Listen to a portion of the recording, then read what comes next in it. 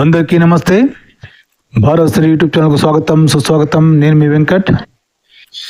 ప్రేక్షకులు, మళ్ళీ ఈరోజు మన శాంసన్ పాస్టర్ బైబిల్ని ఎలా వక్రీకరించి గొర్రెల్ని ఎలా మభ్యపెట్టి గొర్రెల తలకాయ పని చేయకుండా ఎన్ని అబద్ధాలు అల్లి చెప్తున్నాడు.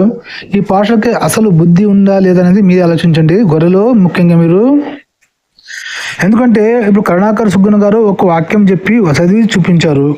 వీడు ఏమంటాడు, ఈ పాస్టర్ శాంసన్ తర్జుమా దోషం ఉందని చెప్తారు. పాస్టర్ తర్జుమా దోషం ఉంటే అంటే తర్జుమా చేసిన వాళ్ళంతా వెధవులు. నువ్వు హిబ్రూ పండితుడు అవునా? పోనీ నువ్వు హిబ్రూ భాష ఎక్కడ నేర్చుకున్నావు? నువ్వు చెప్పు నాకు. హిబ్రూ భాష నువ్వు ఎక్కడ నేర్చుకున్నావు చెప్పాలి కదా ప్రజలకి. నీకు హిబ్రూ వచ్చా మొత్తం చదవడానికి? గ్రామర్ తెలుసా? అంతా పండితుడు నువ్వు. పండితుడు ఏదైనా చెప్పు. హిబ్రూ నువ్వు ఎక్కడ నేర్చుకున్నావు భాష? హిబ్రూ భాష నేర్చుకున్నప్పుడు నువ్వు గొర్రెలకి, మతం మారిన గొర్రెలకి చెప్పాల్సింది ఏమని? తర్జుమా చేసిన వాళ్ళంతా వెధవలు, తర్జుమా కరెక్ట్ చేయలేదు. సో కరుణాకర్ సుగ్గున గారు చెప్పిన వాక్యానికి అర్థం అది కాదు, అది కాదు. ఆ వాక్యాన్ని చదివి ఆ వాక్యానికి అర్థం ఏమొస్తుంది హిబ్రూలో చదివి, హిబ్రూలో ఆ వాక్యాన్ని చదవాలి. చదివిన తర్వాత అది తెలుగులో ఏమవుతుంది అది కదరా నేను చెప్పాలి పాస్టరు. అది వదిలేసి నువ్వు గ్రామర్ ఉంటుంది, ఒక అక్షరం ఇట్లా ఉంటుంది, ఒక అక్షరం అలా ఉంటుంది. ఎవడు అడిగారా నిన్ను ఎవడు అడిగారా? నువ్వు చెప్పాల్సిందేమి గొర్రెలకి? కరుణాకర్ గారు సుగ్గురు తెలుగులో అనువాదం తప్పు చేశారు వాళ్ళు, వేద పండితులు. వాళ్ళు ఒక వెధవలు. సో నేను హిబ్రూ భాష పండితులు నేను. సో ఇప్పుడు మీకు చెప్తాను దాని అర్థం అని చెప్పాలి నువ్వు కదా. ప్రేక్షకులు, గొర్రెలు అడగంటారా పాస్టర్ని? మొబ్బైలో గొర్రెలేమో బ్రతకంటారా? జ్ఞానంలో బ్రతకంటారా? గొర్రెలు మీకే చూద్దాం ఏమంటాడు. ఇప్పుడు సినిమాలో ఒక విలన్ ఉంటాడండి. ఆ విలన్ ఏం చేస్తాడు? రౌడీని పంపించి హీరోయిన్ రేప్ చేయిస్తాడు. రేప్ చేసిన రౌడీ విలన్ చేయలేదు కాబట్టి వీడు పంచుద్దుడా? వీడు నిర్దోష? కోర్టు ఎవడ శిక్ష వేసిద్ది? రేప్ చేయించినోడు కూడా సమాన శిక్ష వేసిద్ది. మరి దావీదు పెళ్ళాలని దావీదు కొడుకు చేత రేప్ చేయించినోడు బైబిల్ పరిశుద్ధుడు అయిపోతాడా? చాలా మంది ఏమంటారంటే మా దేవుడు పరిశుద్ధుడు, తప్పులన్నీ కూడా మానవులు చేశారు కాబట్టి అది మానవులకు మాత్రమే పరిమితం, మా దేవుడు నిర్దోషి అన్నట్టుగా క్రైస్తవులు మాట్లాడుతుంటారు కదా. సరే, అలాగనే ఇప్పుడు ఒక సినిమా సీన్ ఎక్స్ప్లెయిన్ చేశాడు అనమాట మన కరుణాకర్. ఏమన్నాడంటే, ఒక పెద్ద రౌడీ ఉంటాడు, ఒక చిన్న గొండాన్ని పంపిస్తాడు ఒక అమ్మాయి మీద రేప్ చేపిమని చెప్పేసి. రేప్ చేసేది గొండ, కానీ చేయించినోడు రౌడీ కదా. అందుచేత మాత్రాన ఇతను చేయలేదు కాబట్టి ఇతను నిర్దోషి అయిపోతాడా? చేసినందుకు ఆ గొండ మాత్రమే దోషిగా మిగులుతాడా? కాదు కదా. చేసినోడిది అంత నేరం, చేపించినోడిది కూడా అంతే నేరం వర్తిస్తుంది కదా. కోర్టు ఇద్దరికి శిక్ష వేస్తుంది కదా. అలానే మీ బైబిల్లో ఉన్నటువంటి మీ దేవుడు డైరెక్ట్ గా భూలోకానికి దిగొచ్చి ఏం పాపాలు చేయడం అవసరం లేదు, కానీ వ్యక్తుల ద్వారా చేయించాడు కాబట్టి ఈ పాపం కూడా ఆ దేవుడి ఖాతాలోకి వెళ్ళిపోతుంది అన్నట్టుగా ఏదో తెలివి కలిగినటువంటి స్టేట్మెంట్ ఇచ్చినట్టుగా ఇచ్చాడు మన కరుణాకర్ గారు. ఒకసారి మనం దీని గురించి మాట్లాడదాం. వాస్తవానికి దావీదు కొడుకు చేత దావీదు భార్యల్ని దేవుడే దగ్గరుండి రేపు చేపించాడట. కరుణాకర్ వాదన ఏంటంటే, దేవుడే దగ్గరుండి దావీదు భార్యల్ని దావీదు కొడుకు చేత రేపు చేపించాడట. మరి దావీదు పెళ్ళాలని దావీదు కొడుకు చేత రేపు చేయించినోడు బైబిల్ పరిశుద్ధుడు అయిపోతాడా? కాబట్టి అక్కడ రేపులో అబ్షాలోము ఎంత పాపం చేశాడో ఆ చేయించినోడు దేవుడే కాబట్టి ఆ సందర్భంలోని పాపం మీ దేవుడి ఖాతాలో కూడా పడుతుంది అనేది కరుణాకర్ యొక్క వాదన. అయితే దీనికి చాలా మంది చాలా రకాల వర్ణనలు వివరణలు మీకు ఇచ్చారు. మీ అందరికీ తెలుసు దావీదు భార్యల విషయంలో ఎందరో దైవజనులు ఎన్నో రకాల వివరణలు ఇచ్చారు. అయితే మేము మాత్రం కొద్దిగా కొత్త విధానంలో ముఖ్యంగా గ్రామటికల్ గా దీన్ని తెగొట్టేటువంటి మార్గాన్ని మేము ఎంచుకున్నాం. ఇప్పుడు ఆ మార్గంలో మీకు ఈ విషయాన్ని మనం ఎలా అర్థం చేసుకోవాలి అని ఎక్స్ప్లెయిన్ చేసేటువంటి ప్రయత్నం చేస్తాం. ముఖ్యంగా కరుణాకర్ గారు, మీరు ఏదైనా ఒక విషయాన్ని రూఢిపరచాలి బైబిల్లో అని అంటే ఒక తెలుగు సరిపోదండి. ఎందుకంటే తర్జుమా చేసేవాళ్ళు వాళ్ళ పరిధిలో వాళ్ళకి చేతనైనంత మట్టుకు తర్జుమా చేశారు. అంతేగాని ప్రతి సందర్భంలోకి దూరి, ప్రతి వచనం యొక్క ప్రతి పదంలోకి దూరి అది ఇంటెన్సివ్ లో ఉందా, అది పర్మిసివ్ లో ఉందా, అది కాజిటివ్ లో ఉందా అని కొలమానం ప్రకారంగా చేసేటువంటి పరిస్థితి ఉండదు. ఓరేనా శాంసన్ పాస్టరు, నీ తెలివి నీవు ఏమంటున్నావు? ఒక తెలుగు సరిపోదా? మరి తెలుగు సరిపోయినప్పుడు తెలుగులో ఎందుకు రాశారు? పీకడానిక? బైబిల్ని తెలుగులో ఎందుకు రాశారు? హిబ్రూ భాష రాని వారికి, తెలుగులో ఆంధ్రప్రదేశ్లో ఉన్న తెలుగు వారికి అర్థం కావడం కోసమే కదా తెలుగులో రాసింది బైబిల్. అంటే బైబిల్ ఎందుకు రాశారా తెలుగులో? మళ్ళా ఒక పరిధిలో ఉండదు, వల్ల మాట్లాడకూడదు. నువ్వు ఏం చెప్పాలి? నువ్వు తెలుగులో ఈ వాక్యాన్ని దావీదు అప్సల ఎవరు బెత్షెబతో అక్రమ సంబంధం పెట్టుకున్నందుకు ఈ మీ యెహోవా దేవుడు యేసు దేవుడు అనేవాడు ఏం చెప్పాడు, ఏమిరా నాకు తెలియకుండా నువ్వు ఒక అభిచారం చేస్తావా, ఒక ఆరాధన పెట్టుకుంటావా, నన్ను అడిగింటే నీకు ఇంకా 10 మందిని పండిపెట్టేవాడిని కదా నీ దగ్గర అనేసి అంటాడు. నువ్వు చేసిన తప్పుకి నీ పెళ్ళాలని నీ చీరవానికి అప్పగిస్తాననిసి దావీదు కొడుకు అంటే అబ్షాలోముకి అప్పగించాడు. అవునా? తెలుగులో బైబిల్లో అదే ఉంది కదా.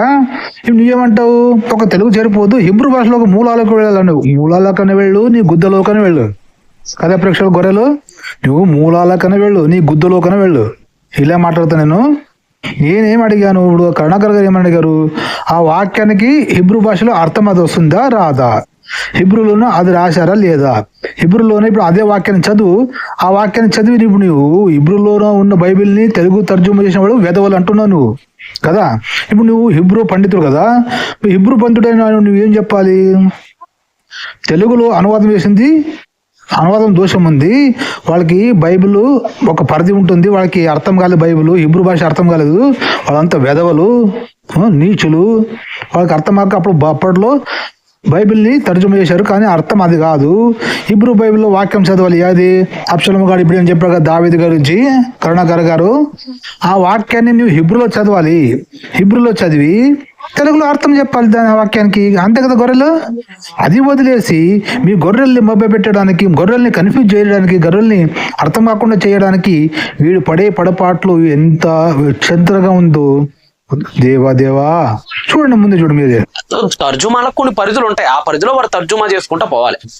ఏం పాస్టర్ శాంసన్, తర్జుమా చేసేప్పుడు పరిధులు ఉంటావా? ఎవడు చెప్పాడరా భయ్ తర్జుమా చేసేప్పుడు పరిధులు ఉంటావని? అంటే పరిధులు అంటే ఏంటి? ఇప్పుడు హిబ్రూ భాషలో ఉన్న దాన్ని తెలుగు తర్జుమా చేసినప్పుడు అక్కడ ఏం అర్థం ఉందో అదే అర్థం వస్తే అంటే అర్థం వచ్చేసి అలా చేయాలి కదా తర్జుమా. అంటే ఇప్పుడు హిబ్రూ భాషలో అర్థం వేరుంటే తెలుగులో అర్థం వేరు చేస్తారా పరిధిలో? అది పరిధియా? ఏం కొద్దిగా అర్థమవుతుంది మీకు ఈ పాస్టర్ చెప్పేది? ఇప్పుడు హిబ్రూ భాషని తెలుగులో ఎందుకు తర్జుమా చేస్తారు? హిబ్రూ భాష రాని వానికి, హిబ్రూ అర్థం కాని వానికి, తెలుగులో ఉన్న వాళ్ళకి తెలుగు అర్థమవుతుంది కాబట్టి హిబ్రూలో ఉన్నదాన్ని తెలుగులో ట్రాన్స్లేట్ చేస్తారు. అవునా? తెలుగులో తర్జుమా చేస్తారు. ఎందుకు చేస్తారు తెలుగులో తర్జుమా? దాంట్లో ఉన్న కథ ఏముంది, దాంట్లో ఉన్న కథ ఏమి, దాంట్లో ఉన్న అర్థం ఏమైనది తెలుగు ప్రజలకు అర్థం కావాలని తెలుగులో తర్జుమా చేస్తారు. అవునా? పరిధులు ఉంటావంటే నీ ఎంకమ్మా పరిధులు ఎందుకు ఉంటావా? పరిధులు అంటే ఏంటి? ఒక పరిధి ఏంటంటే ఈ ఒక కానూన్ ఉంటుంది, సంవిధానం ఉంటుంది, ఈ పరిధిలోనే జీవితం చేయాలి, ఈ జీవితం అంటూ ఉంటుంది. దీనికి పరిధి ఎందుకుంటుంది? బైబిల్ని తర్జుమా చేయడానికి పరిధిలు ఎందుకుంటాయి? ఇప్పుడు బైబిల్లోన ఒక వాక్యం ఉంది, ఆ వాక్యానికి అర్థం ఏమి? బైబిల్ హిబ్రూ భాష తెలిసిన వాడికి ఒకటే వస్తుంది. అవునా?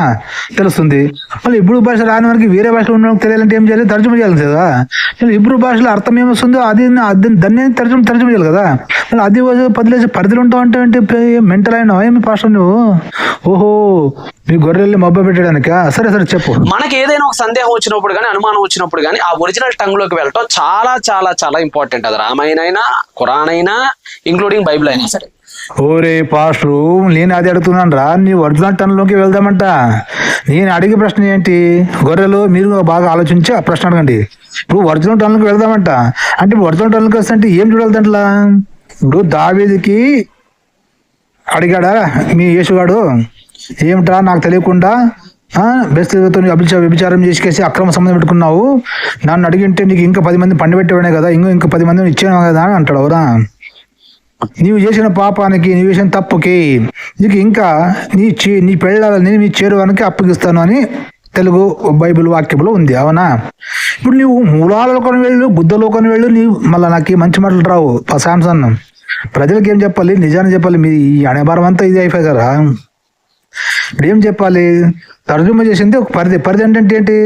అంటే అక్కడ ఉన్నది అర్థం వేరు, తెలుగులో అర్థం వేరు చేయించే పరిధి ఉంటుంది. ఎవడు పెట్టాడు పరిధిని?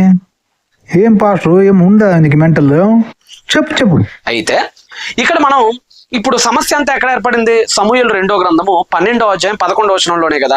ఒకసారి అక్కడ తెలుగులో ఏముందో మీకు చదివి వినిపిస్తాను, ఒకసారి చూడండి. నా మాట ఆలకించుము. యెహోవానగు నేను సెలవిచ్చున్నది ఏమనగా నీ ఇంటి వారి మూలమునే నేను నీకు అపాయమును పుట్టింతును.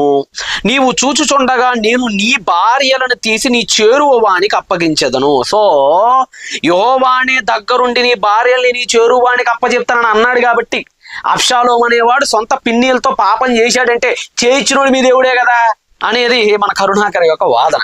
అయితే ఒక్కసారి తెలుగు అయినా, తమిళ అయినా, కన్నడ అయినా, మలయాళం అయినా, ఒడియా అయినా, చైనా అయినా, జపనీస్ అయినా, కొరియన్స్ అయినా, ఏదైనా సరే ఒరిజినల్ టంగ్ హిబ్రూనే కదా. ఒకసారి మనం అందరం హిబ్రూలోకి పరిగెత్తామా? హిబ్రూలో ఏముందో ఒకసారి మీకు అది కూడా చూపిస్తాను చూడండి. మెహిమ్ అలేఖ రా ఆహా. మెహిమ్ అలేఖ రా ఆహా అంటే అర్థం ఏంటంటే మెహిమ్ ఐ విల్ రైజ్ అని ఇంగ్లీష్ లో ట్రాన్స్లేట్ చేశారు. ఇక్కడ ఈ మెహిమ్ అలేక రా ఆహా అంటే కీడుని నేను పుట్టిస్తాను అనేటట్లుగా మనకి బేసిక్ గా అక్కడ అర్థం వస్తుంది. ఇక్కడ ఉపయోగించినటువంటి మూల క్రియాపదం ఏంటంటే ఈ తెలుగులో అయితే పుట్టింతును అని ఉంటది. తెలుగులో అయితే సమస్య అంతా పుట్టింతును అనే దగ్గర కదా. తెలుగులో పుట్టింతును అని తర్జుమా చేసిన ఇక్కడే ఐ విల్ రైజ్ అప్ అని ఇంగ్లీష్ లో ఏదైతే ట్రాన్స్లేట్ చేశారో ఇక్కడ ఉన్నటువంటి ఈ తర్జుమాలో ఉపయోగించినటువంటి ఈ పదాల దగ్గర ఒరిజినల్ భాష అయినటువంటి హిబ్రూలో ఉపయోగించినటువంటి పదం ఏంటంటే హుమ్ అనేటువంటి మెయిన్ వెర్బ్ను ఉపయోగించారండి. హిబ్రూ భాషకు ఉన్నటువంటి స్వభావం మనం ఒకసారి ఈ విషయంలో తెలుసుకోబద్దులమై ఉన్నాం. ఎందుకంటే తెలుగు కానీ ఇంగ్లీష్ కానీ ఒక్కొక్క భాష ఒక్కొక్క స్వభావం కలిగి ఉంటుంది. ఫర్ ఎగ్జాంపుల్ ఇప్పుడు తెలుగు ఉందనుకోండి, తెలుగులో ఒక విషయాన్ని వివరించడానికి నామవాచకం అని, సర్వనామం అని, కర్త అని, కర్మ అని, క్రియ అని, ఆ తర్వాత సహాయక క్రియాపదాలని రకరకాలుగా మనకు కనపడుతుంది. వీటన్నిటిని కలగలిపి నిర్మిస్తే ఒక చక్కని సెంటెన్స్ అనేది ఫామ్ అవుతుంది. అలానే ఇంగ్లీష్లోకి మనం వెళ్తే నౌన్ అని, ప్రొనౌన్ అని, యాడ్జెక్టివ్ అని, సబ్జెక్ట్ అని, ఆబ్జెక్ట్ అని, ఆ తర్వాత హెల్పింగ్ వెర్బ్స్ అని, మెయిన్ వెర్బ్స్ అని, ఇలా వీటన్నిటిని కలగలుపుకుంటూ పోతే ఒక చక్కని అర్థవంతమైనటువంటి ఒక సెంటెన్స్ అనేది ఫామ్ అవుతుంది. ఉద్దేశం అనేది ఎదుటివాడికి క్లియర్ గా గోచరపడుతుంది. ఓరిని శాంసన్ పాస్టరు, ఏమ్రా మీ బుద్ధి వదలరా పాస్టర్లు మీరు? అరే నా వెర్బు వ్యాకరణ వల్ల ఎవరు అడిగారా నిన్ను? ఏం గొర్రెలు బాగా అడగండి. అరే ప్రతి భాష ఒకటి నీ హిబ్రూ భాష ఒకటి ఉంటుంది, హిబ్రూ భాష ఒకటి ఉంటుంది. వెర్బ్ ఆబ్జెక్ట్ నౌన్ ప్రొనౌన్ అనేది మీ హిబ్రూ భాష ఒకటి ఉంటుంది. అన్ని భాషలో ఉంటుంది. తెలుగు, కన్నడ, హిందీ, మలయాళం, తమిళ అన్నిట్లో ఉంటుంది. గ్రామర్ ఎవరు అడిగారా బాబు నిన్ను? గ్రామర్ ఎవరు అడిగారా నానా? ఇప్పుడు అక్కడ ఉన్న వాక్యానికి నువ్వు ఏం చెప్పాలి? తెలుగు తర్జుమాకు పరిధి ఉంటుంది. పరిధి ఎందుకు ఉంటుందిరా బేకు? పరిధి ఎందుకు ఉంటుందిరా బేకు? అక్కడ ఏం అర్థం వస్తుందో ఆ అర్థాన్ని ఇక్కడ రాసింటారు కదా. ఏమిరా గొర్రెలు మీరు అర్థం చేసుకోండి. అక్కడ నువ్వు ఏం చెప్పాలి? వెర్బ్ ఆబ్జెక్ట్ నౌన్ ప్రొనౌన్ అది కాదురా భయ్. ఇప్పుడు అక్కడ ఉన్న వాక్యాన్ని హిబ్రూ భాషలో నువ్వు చదవాలి. హిబ్రూ పండితుడు నువ్వు. ఎందుకంటే ఇప్పుడు హిబ్రూలో ఉన్న భాషలో బైబిల్ని ఇన్ని భాషల్లో చైనీస్లో, బెంగాల్, మలయాళం, తమిళ్, తెలుగు, ఇంగ్లీష్ అన్నిట్లో తర్జుమా చేశారు కదా. నువ్వేం చెప్పాలి? వాళ్ళంతా తర్జుమా చేసిన వాళ్ళకు పరిధి ఉంటుంది. ఆ పరిధి అంటే ఏంట్రా భయ్? అంటే ఇక్కడ ఉన్న వాక్యం ఒకటి, అర్థం ఒకటి, మీ దీంట్లోనే అర్థం వేరే చేంజ్ ఉంటుంది. అదే పరిధి. ఏం కూడా అర్థమవుతుంది మీకు? ఇప్పుడు మా కన్నడ తెలుగులో ఒకటి ఉంది వాక్యము, దాన్ని ఇంగ్లీష్లోకో కన్నడలోకి తర్జుమా చేస్తాము. ఏమేం చేస్తాము? పరిధి వెనకసి. ఇప్పుడు యేసుగాడు వ్యభిచారంకి పుట్టాడు అని తెలుగులో ఉంది అనుకో. ఎగ్జాంపుల్ చెప్తున్నా. యేసుగాడుకు మేరీ అనే వ్యభిచారికి పుట్టాడు. దీన్ని కన్నడలోకి తర్జుమా చేస్తాము. అప్పుడు ఏం చెప్తారు అక్కడ? యేసుగాడు మేరీ అనే వ్యభిచారికి పుట్టలేక చేసేస్తారా తర్జుమా? లేదంటే యేసు అంబవును మేరీ ఎంబ గృహిಣಿಗೆ వ్యభిచారದಿಂದ ಹುಟ್ಟಿದ್ದಾನೆ ಅಂತ రాస్తారా కదా ప్రేక్షకులు గొర్రెలు? హిందీలోకి తర్జుమా చేశారు అనుకో తెలుగుని. ఒక ఎగ్జాంపుల్, హిందీలోకి తర్జుమా చేసాం ఈ వాక్యాన్ని. ఏం చేస్తారు అక్కడ తర్జుమా చేసే వాళ్ళు? ఏం చేస్తారు? మేరీ అనేది వ్యభిచారంతో యేసుగానే పుట్టించింది. అవునా? అర్థం ఏమొస్తుంది? మేరీ అనేవాడ యేసు అనే వ్యభిచారంతో పుట్టించింది అని అర్థం వస్తుంది. అవునా? దాన్ని హిందీలోకి ట్రాన్స్లేట్ చేసేటంటే, హిందీలోకి తర్జుమా చేసేటంటే ఏమొస్తుంది? హిందీలోకి తర్జుమా చేసేటంటే ఏమొస్తుంది? मेरी बोलने वाली गृहिणी औरत यीशु मसीह को व्यभिचार से पैदा किया. నీవు ఎలా వాడినా అర్థం మాత్రం ఒకటి వస్తుంది కదా పాస్టరు, శాంసన్ పాస్టరు. ఏం గొర్రెలు అర్థం చేసుకోండి. ఒక తెలుగు వాక్యాన్ని లేదా హిబ్రూ వాక్యానికి చేసుకుందాం. ఇప్పుడు హిబ్రూ వాక్యానికి నీవు వేరే భాషలో తర్జుమా చేసి అంటే అర్థం మాత్రం రావాలి కదా. నువ్వు సెంటెన్స్ చేంజ్ కావచ్చు, గ్రామర్ చేంజ్ కావచ్చు, నౌన్ ప్రొనౌన్ రావచ్చు. ఏంరా పాస్టర్, నువ్వు ఏమొచ్చినా కూడా అర్థం అనేది ఒకటి ఉంటుంది కదా. అర్థం మాత్రం ఒకటే కావాలి కదా. కథలా అర్థం అనే ఒక సెంటెన్స్, ఒక వాక్యానికి ఆ అర్థం అదే రావాలి కదా. ఇప్పుడు హిబ్రూలో ఉన్న వాక్యంకి అర్థం వేరు, తర్జుమా చేసిన దానికి అర్థం వేరంటే మళ్ళీ వాడు చెప్పుసు కొట్టాలి. ఎవరిని? బైబిల్ రాసిన తర్జుమా చేసిన వాడిని చెప్పుసు కొట్టాలి కదా.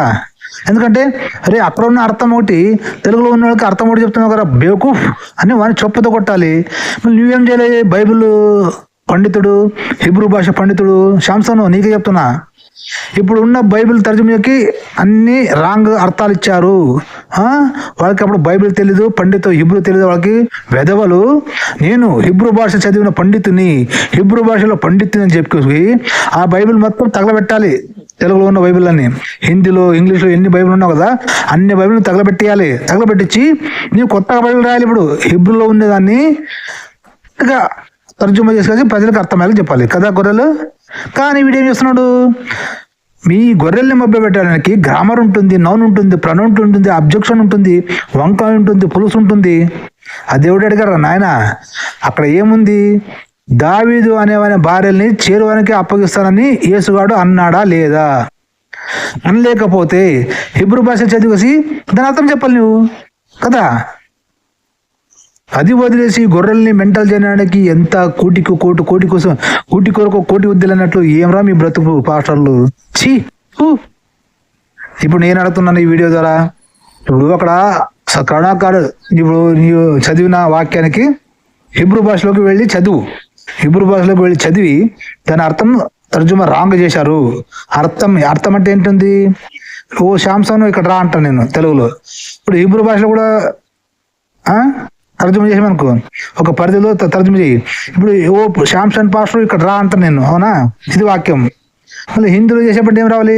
ఓ శాంసన్ పాస్టర్ ఇది రావు, అదే అర్థం రావాలి కదా. అర్థం మాత్రం ఒకటే రావాలి కదా. నీవు నౌను ఉపయోగించు, ప్రనౌను ఉపయోగించు, అబ్జెక్షన్, వంకాయ, పులుసు ఏమని ఉపయోగించు, అర్థం అనేది ఒకటి ఉంటుంది కదా పాస్టరు. అర్థం అదే రావాలి కదా, అక్కడ భావం అదే రావాలి కదా గొర్రెలు. అడగండి ఈ పాస్టర్ని. సో ప్రేక్షకులు, మన వీడియోని లైక్ చేసి సబ్స్క్రైబ్ చేసి 10 మందికి షేర్ చేయండి. దయచేసి మా వీడియోలు వైరల్ కావాలంటే మీ చేతిలో ఉంది. ఎందుకంటే మన దేశంలో హిందువులు అమాయకులు ఉన్నారు. ఈ అమాయకుల్ని మభ్యపెట్టి మాయ చేసి ఈయన బ్రిటిష్ మతమైనటువంటి క్రిస్టియానిటీని అప్పుడు బ్రిటిష్ వాళ్ళని తరిమి కొట్టాము. ఇప్పుడు ఈ బైబిల్ అనే లుక్షా పుస్తకాన్ని తరిమి కొడదాం. దానికి మీ సపోర్ట్ ప్రేక్షకులు చాలా అవసరం. వీడియోని లైక్ చేసి సబ్స్క్రైబ్ చేసి మాకు సపోర్ట్ చేయండి.